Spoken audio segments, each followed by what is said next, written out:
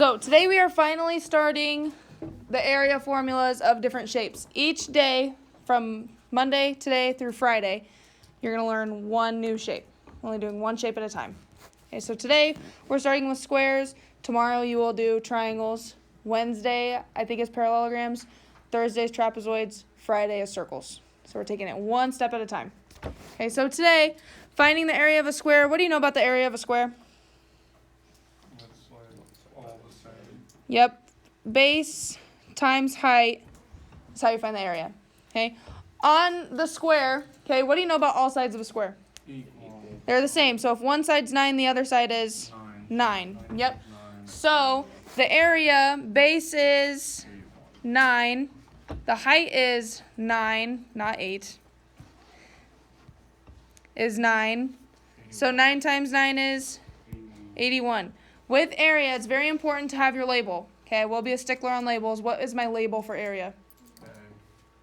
Feet squared. Okay, for area, you have to have that label. I will be a stickler on labels. If you don't have it, I will take points off. Okay, labels are very, very important. So, area of a square is base times height. Okay. Some people also call it length times width. Okay, I'm going to stick with base times height though. Okay, look at this example here. Same thing even though it's a rectangle. Okay, so area equals, what's the formula again? Base times height. So plug that in. Area equals, what's the base? 24 times 16. So area is, what is it? Joe, what you got? 384. And then what did I say you need to have? Feet squared. Yep. Good. Any questions so far? All right. You will see examples that look like this. How is this different from what we just did? It gives us the area this time, okay? So again, what is the formula for area of a rectangle? Base times height. You're going to use this, plug in what you know. So do we know A? Yeah. What is it? 54. Do we know the base? What is it? 9. And do we know H? No, so I'm going to keep H. Now, basic algebra, how do I get H by itself? Divide by 9. So we get H equals 6. What would my label be for height? Just inches, right? You only need the squared if it's for the area. Okay, when you're just finding the base or the height, you just need that basic label. Okay? So when you're missing length, the base or the height, okay, you are still going to use that specific equation to help you out. Okay? Any questions on that example? Good? Okay, go ahead and try those 4 examples. If you're not done, that's okay. But looking at number 1, okay, again, what is the formula for area of a quadrilateral? Base times height. Yep. So on number 1, we're missing a length, but what do you know about all the sides?